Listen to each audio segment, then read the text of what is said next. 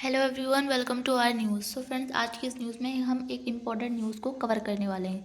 तो चलिए देखते हैं आज की न्यूज़ क्या है हमारी। तो आज की न्यूज़ है कि संसद ने जो है सबका बीमा सबकी रक्षा विधेयक पारित किया है। इसको जो है इससे जो है बीमा क्षेत्र में 100% एफडीआई का रास्ता जो है वो साफ हुआ है। तो जो है संसद ने ये जो विधेयक है सबका बीमा सबकी रक्षा, तो ये पारित किया है संसद में। तो इसका क्या उद्देश्य है, या फिर इससे किन किन कानूनों में संशोधन किया जाएगा, मतलब संशोधन किया गया है, तो इन सब चीज़ों के बारे में आज हम अपनी वीडियो में इसको कवर करने वाले हैं। तो चलिए देखते हैं। भारत में बीमा क्षेत्र में मजबूत, समावेशी और आधुनिक बनाने के उद्देश्य से सरकार ने सबका बीमा सबकी रक्षा बीमा कानून संशोधन विधेयक 2025 पेश किया है। तो इस विधेयक को संसद में दोनों सदनों से पारित कर दिया गया है। मतलब इसको संसद में किया गया था पेश। इससे इसका ये उद्देश्य था, मतलब इसका कि इससे जो है बीमा क्षेत्र में मजबूती आएगी और इससे सबकी रक्षा होगी। तो इससे संसद में पेश किया गया था। तो फिर जो है दोनों सदनों ने जो था इसको पारित कर दिया। और इसका मुख्य उद्देश्य देश में बीमा की पहुंच बढ़ाना, विदेशी निवेश को प्रोत्साहित करना, बीमा कंपनियों की कार्यक्षमता सुधारना और पॉलिसी धारकों के हितों की बेहतर सुरक्षा सुनिश्चित करना है। तो इसका उद्देश्य ये है कि जो क्या कहते हैं, बीमा कंपनियां हैं जैसे तो उनको उनकी जो कार्य क्षमता है तो उसको बढ़ाना है। और जो पॉलिसी धारक हैं तो उनके लिए बेहतर हितों की सुरक्षा के लिए ये सुनिश्चित करना है। इसका ये मुख्य उद्देश्य है इस विधेयक का। तो ये विधेयक जो है भारत के बीमा क्षेत्र में अब तक सबसे बड़े सुधारों में से एक माना जा रहा है।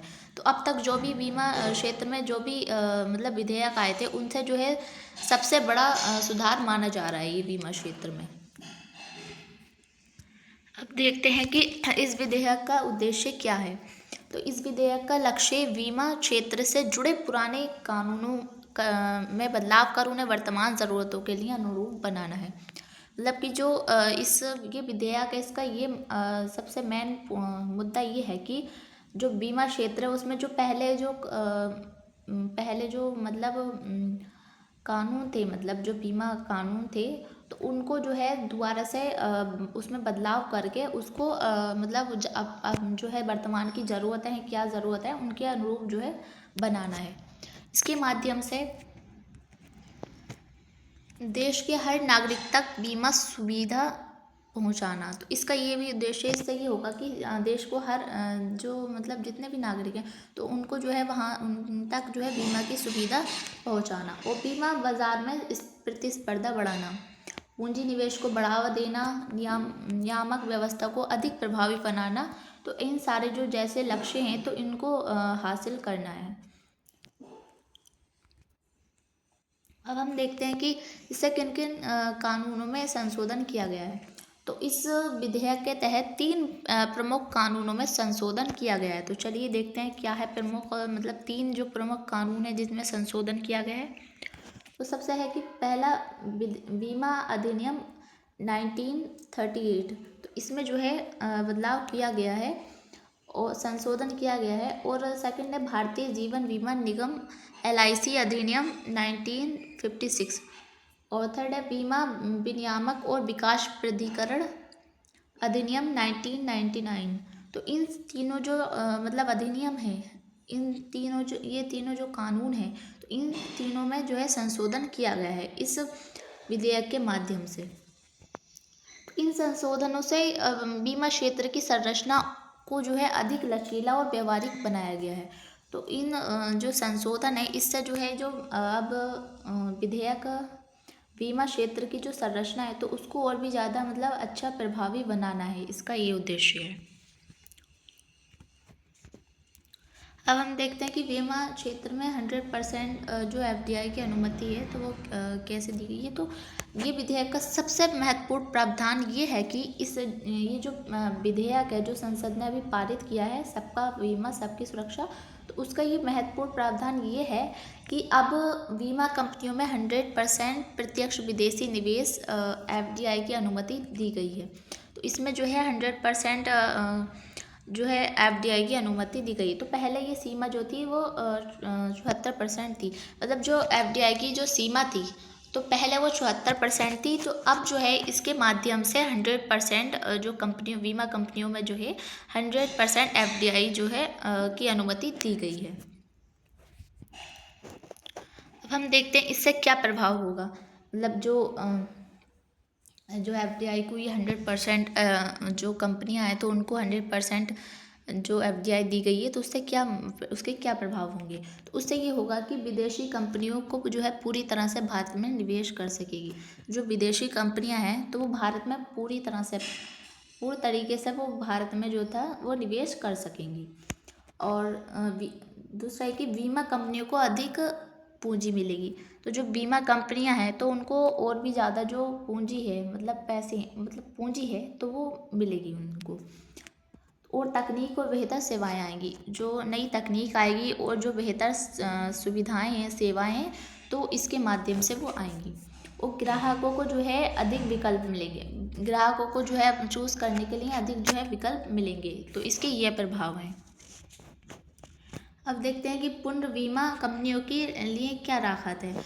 तो विदेशी पुनः बीमा कंपनियों के लिए पहले न्यूनतम पूंजी की शर्त बहुत अधिक थी। अब जो है इसे 5,000 करोड़ से घटाकर 1,000 करोड़ कर दिया गया है। तो पहले जो पुनः बीमा कंपनियां आती हैं तो उनको पहले बहुत ज़्यादा मतलब पूंजी की शर्त रखी जाती थी कि उनको ज़्यादा पूंजी देनी पड़ती थी। तो उसमें जो था पहले 5,000 करोड़ देनी पड़ती थी, है ना। और अब जो है उसको 1,000 करोड़ जो है वो कर दिया गया है उन बीमा कंपनियों के लिए। तो उनको भी जो है ये राहत दी गई है इस विधेयक की वजह से। अब देखते हैं इसमें क्या लाभ होंगे इससे। तो ज़्यादा अंतर्राष्ट्रीय पुनः बीमा कंपनियां जो है भारत में आएंगी। इससे जो है ये फ़ायदा होगा कि जो अंतर्राष्ट्रीय पुनः बीमा कंपनियां हैं तो वो विदेशों से वो हमारे देश में आएंगी, मतलब कि भारत आएंगी। इससे जो है जोखिम प्रबंधन जो है बेहतर होगा और बड़ी आपदाओं में बीमा कंपनियों की क्षमता बढ़ेगी। तो जितनी बड़ी आपदाएं होंगी तो उसमें जो है बीमा कंपनियों की जो है क्षमता बढ़ेगी। इससे ये लाभ होंगे। अब हम देखते हैं कि शेयर हस्तांतरण के नियमों में क्या बदलाव किया गया है। तो पहले बीमा कंपनियों के शेयरों में 1% अधिक हिस्सेदारी के हस्तांतरण के लिए IRDAI की अनुमति ज़रूरी थी। तो अब जो है ये सीमा 5% कर दी गई। पहले जो है 1% मतलब इसमें हिस्सेदारी की अनुमति थी। अब जो है इसको 5% कर दिया गया है इसको। तो 5% करने की इसके क्या परिणाम होंगे। तो कंपनियों के लिए विलय और अधिग्रहण आसान होंगे और व्यावसायिक फैसलों में लचीलापन आएगा। मतलब कि जो व्यावसायिक फैसले हैं तो उनमें जो है अधिक वो प्रभावी होंगे, मतलब उनमें लचीलापन आएगा। तो इससे जो है ये प्रभाव होंगे जो कि मतलब उसमें शेयर हस्तांतरण में जो चेंज किया गया है। मतलब पहले उनको 1% की अनुमति थी और अब 5% कर दिया गया है उसमें। अब हम देखते हैं कि बीमा सहकारी समितियों को बढ़ावा। तो बीमा सहकारी समितियों के लिए अब 100 करोड़ की न्यूनतम पूंजी की अनिवार्यता हटा दी गई है। तो जो बीमा सहकारी समितियां थी तो उनको पहले जो थी 100 करोड़ की न्यूनतम पूंजी जो थी वो अनिवार्य थी। अब जो है इसको हटा दिया गया है। इसका क्या महत्व होगा। तो इससे जो है छोटे और ग्रामीण स्तर के की बीमा संस्थाएं जो है मजबूत होंगी। तो पहले जो था वो बड़ी सहकारी जो संस्थाएं थी तो उनको 100 करोड़ की अनुमति थी। तो अब उनको उससे जो है हटा दिया गया है, क्योंकि जो है इससे पहले छोटे और ग्रामीण जो बीमा संस्थाएं हैं तो उनको मजबूत, मतलब उनको ज़्यादा अवसर नहीं मिलते थे। तो अब इससे जो है जो छोटे और ग्रामीण स्तर की बीमा संस्थाएं हैं तो वो जो है वो मजबूत होंगी और ग्रामीण और पिछड़े क्षेत्रों में बीमा की पहुंच बढ़ेगी। इससे जो होगा ये इसका महत्व ये होगा कि ग्रामीण और पिछड़े क्षेत्र जो हैं उसमें जो है बीमा की पहुंच और भी ज़्यादा जो है बढ़ेगी। अब हम देखते हैं IFSC और सेल्स के लिए विशेष प्रावधान क्या है। तो सरकार को ये अधिकार दिया गया है कि वह अंतर्राष्ट्रीय वित्तीय सेवा केंद्र IFSC और विशेष आर्थिक क्षेत्रों सेज में बीमा कानूनों के कुछ प्रावधानों में छूट दे सकें। तो सरकार ने ये अधिकार दिया है कि जो मतलब कि जो अंतर्राष्ट्रीय वित्तीय सेवा केंद्र है तो उसमें जो है बीमा कानूनों के प्रावधानों में जो है वो छूट दे सके। तो इसका सरकार का ये अधिकार दिया है।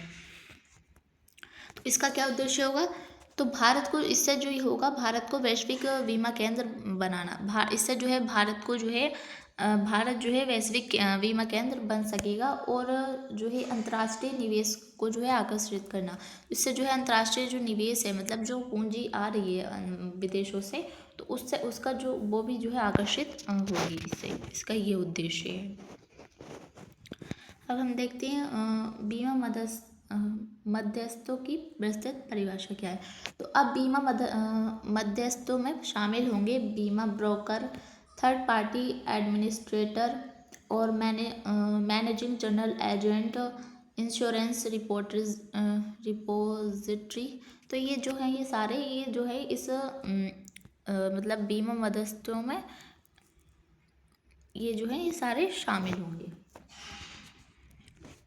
तो इनसे जो है इन सभी पर जो है RDI की निगरानी लागू होगी। तो इससे जो है वो RDI अंतर्राष्ट्रीय बीमा केंद्र जो है, तो उससे जो उसकी निगरानी इन पर बढ़ेगी, मतलब इन पर लागू की जाएगी। इससे जो है पारदर्शिता बढ़ेगी, जिससे जो है मतलब कोई भी जैसे कि इसमें जो भी करप्शन या फिर ऐसा कुछ नहीं किया जाएगा। इससे जो है पारदर्शिता बढ़ेगी वहाँ की।